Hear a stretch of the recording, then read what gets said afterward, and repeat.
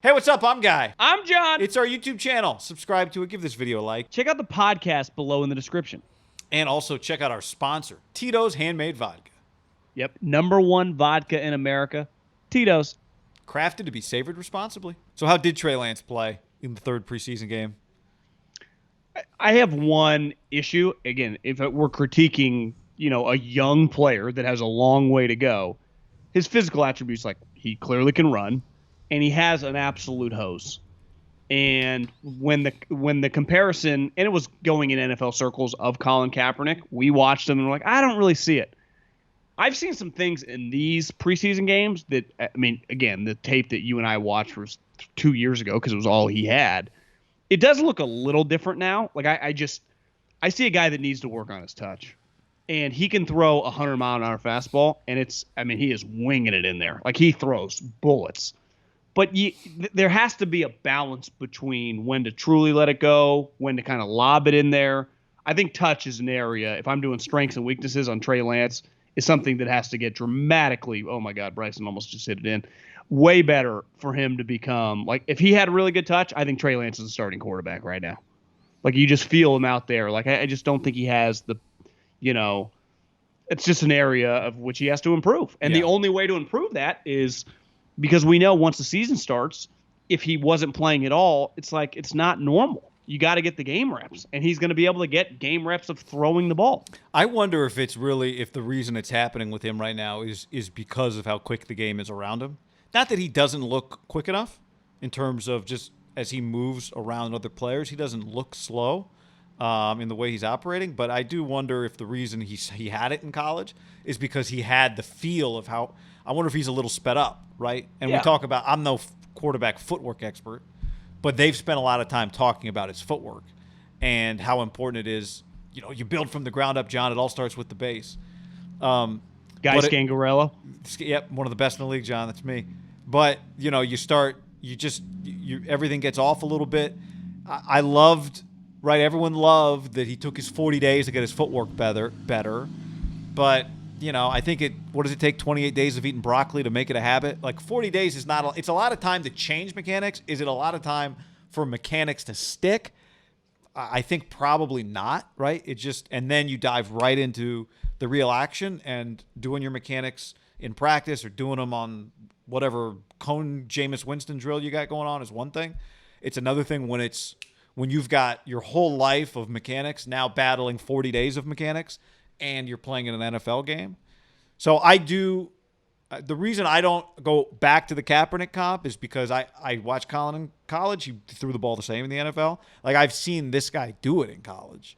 I just wonder if he needs the experience to feel more comfortable, maybe taking something off and not being so sped up. I don't know. Yeah, it's just going to be an area that they're going to have to make a dramatic, I'm sure they are, emphasis on improving touch balls, because some of his balls, like, you can't just throw it through every corner. Yeah. Like, if you're playing real teams, like that ball, Jair Alexander, Jalen Ramsey. I was going to say Jamal Adams, but he only has 2 picks. Could be Quandre Diggs. Another hold-in. Seattle has about 7 of them. I don't know if you've noticed going on right now. That, like, those balls might get picked. Now, it could be the Kaepernick thing where when you do throw, like Kaepernick would have thrown a lot more in his heyday, picks, but he was throwing so hard they went right through guys' hands. I don't love to rely on that, John, to avoid interceptions. No, but it is a benefit of throwing it really hard. It's the opposite of, like, the Alex Smith and Phillip Rivers. When their ball is off, it is the easiest thing for a DB to pick. You're like, oh my, it just lands right in your hand. The Brett Favre thing, like, it might dislocate your finger trying to catch it, right? As a DB, let alone the wide receiver. Yeah, but in the end, Brett set an NFL record for interceptions. Well, he threw a lot of lollipops up there too. So, I do think it's very experienced. His decision-making at some years was terrible, right? Had some Eli Manning to him. All the way to the very end. All the way to the very end. Yeah. Right? Throwing across his body. Remember the clip? Remember the play-by-play guy? And that, like, what are you doing? Was that Paul Allen? Yeah, it was Paul Allen, yeah. The kicker. Put a shrimp on the bummy. The Aussie muffed it. Because Paul Allen wanted to go Super Bowl, bro. You blame him? No. I think with Lance, it's experience dependent, not so much that he doesn't have the ability to take it off. Because, again, I've seen him do it, but we arrive at the same conclusion. He needs to play. So, did you see some of the clips I didn't watch any of the game live. I just saw NFL tweeted it out of Josh Allen. I mean, he threw a couple touchdown passes that were just like, oh my God. He has improved, but part of it is like through playing, and this is my take on young quarterbacks, why I start them, is so you truly reap the benefits 4th, 5th, 6th year. I bet if you sat down with Andy right now, he'd be able to list like 3 things that no one on their couch would have any clue when they were watching. Like, he's like, you know how much better Patrick is at this, this, and this than he was 2 years ago when he won the MVP? And Patrick probably say the same thing. Right. And I just think you naturally improve on things in any walk of life that you emphasize. And that's where it's like with Trey Lance, you could probably emphasize he's improving everything, but you just probably have to pick a couple things, right? The footwork and working to be, like, I'd argue working to be calm is something that you kind of have to play through. Like, there is some, you either have it, like you're not scared, but just getting used to the rushes and everything, you just feel more comfortable in that scenario. And you saw a couple times today where, like, you know, he could see a running lane and take off. One thing I noticed, he hit the ground. You know, he didn't try to run anyone over. You got to be smart with that. I don't feel like he's really frenetic, but it's just some of the passes is like, you know, just a little more. You just got to work on the touch. You know, it's funny. I thought in some ways he looked worse in some areas, but actually more comfortable. Yeah, I mean, he's just a young. They're going to be able to get him a lot of work for a rookie, for a guy that doesn't necessarily. I mean, who knows when he ends up starting? Like, one takeaway I had today, like, Jimmy's starting job, if this guy does make maturation or steps forward in these games, like, could disappear at a moment's notice. As someone tweeted at me, like, when it's flipped this way, they're going to have packages for Trey. If it flips the other way, there ain't no packages for Jimmy. This video brought to you in part by our friends DraftKings. Use the promo code HAM. Download the app. Get in our league linked below. Yep. Also, our friends at mybookie.ag. Promo code HAM and the number 1. College football is rocking and rolling. The NFL's right around the corner. Get your gamble on. Mybookie.ag. Promo code HAM1. Right? Right. This is a one, you know, lane highway of the way it would work. Because if it flips, it's just one guy, right? You just ride that guy like a horse. Yeah. When it becomes a Trey. So he's going to be able to get these reps in this situation.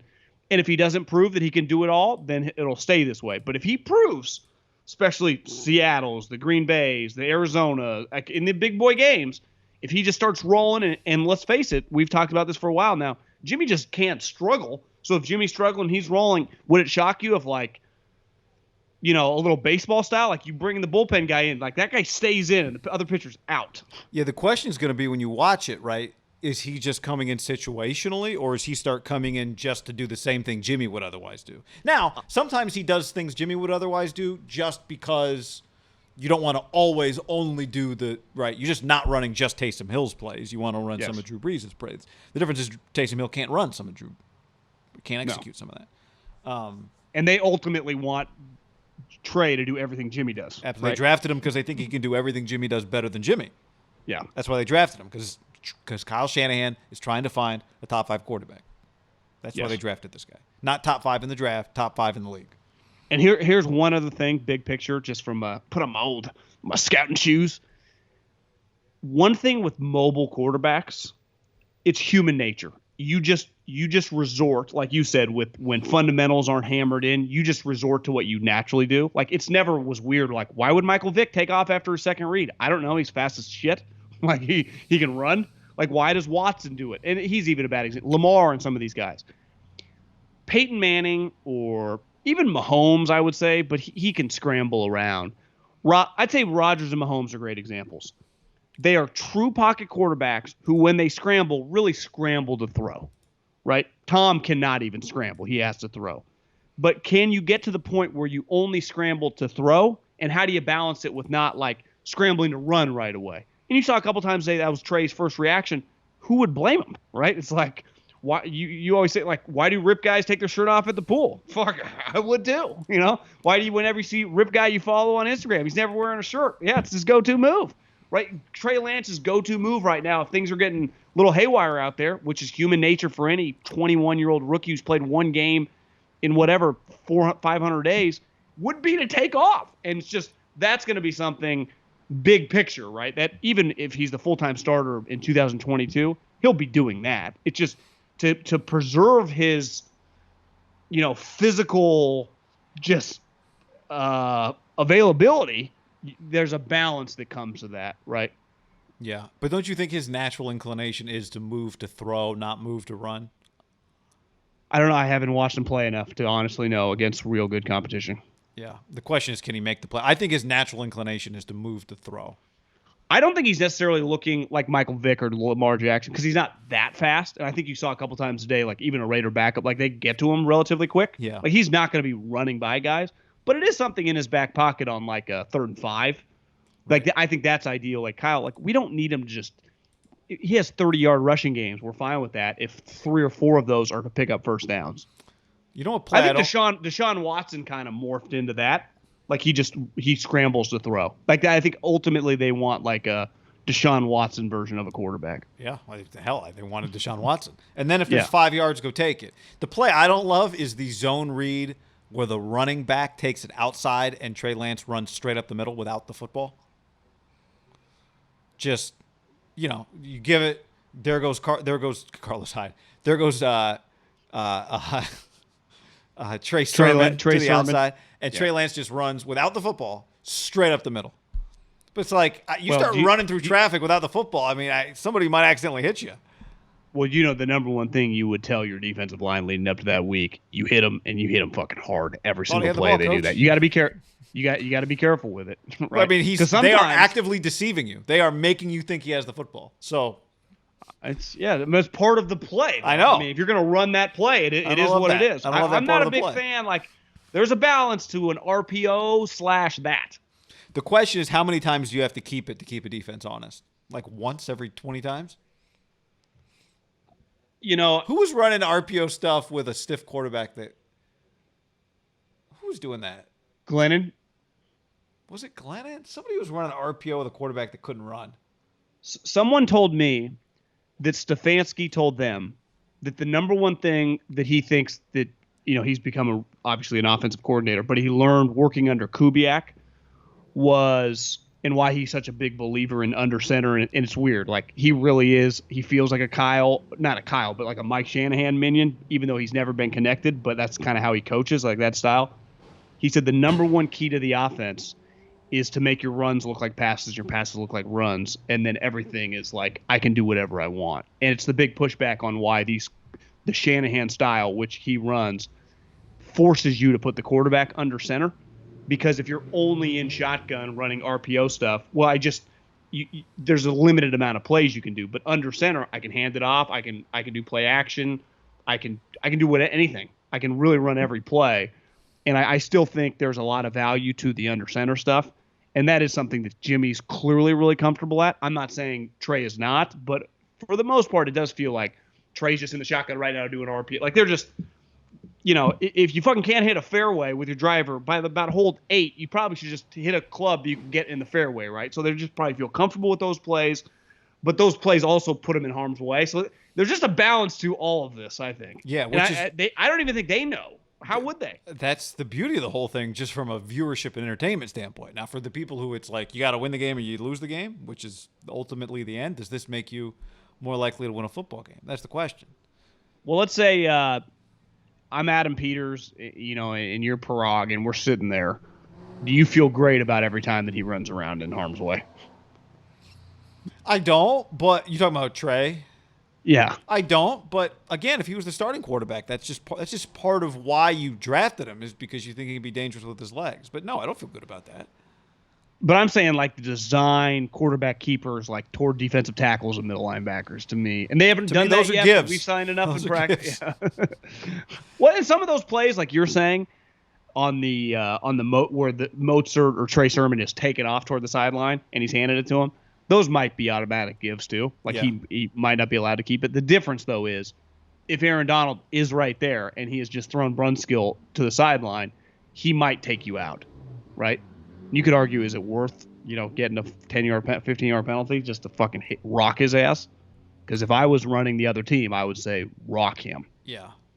Well, and that's, you're going to have faster players on the field once the season starts than you did today, right? You're playing backups and third-teamers.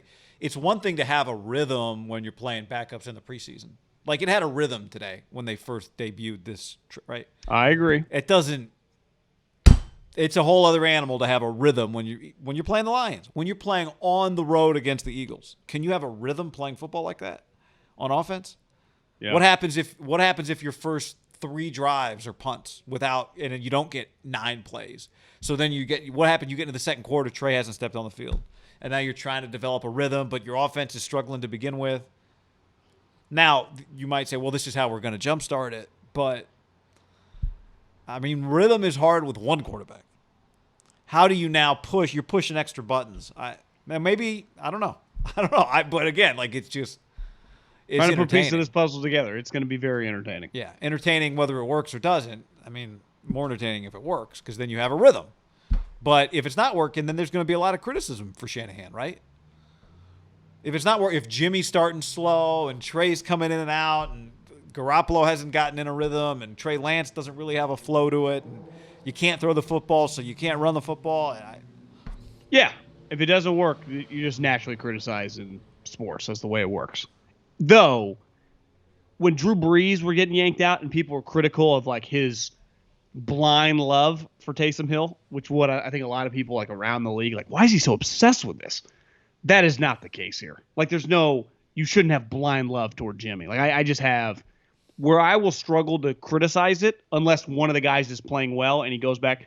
It's like neither of these guys, but definitely Jimmy has earned the right to just like, get a roll with Jimmy. Like, that's just not the case. No, and I don't think Jimmy, if one of them's playing well in a certain time and they keep bringing the other guy in, to me, that's where you open yourself up for a lot of criticism. Yeah, but what would Kyle Shanahan might say the reason he's playing well is because I've only got him in there on the plays he'll succeed. That's when it gets a little weird, right? Yeah.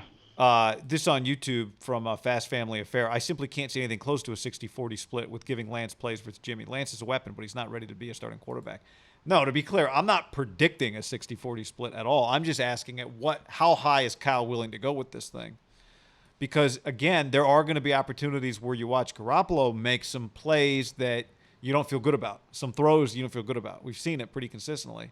And how is Kyle approaching it? If Jimmy throws 2 interceptions, does that factor into Shanahan's thinking at all, or is it just...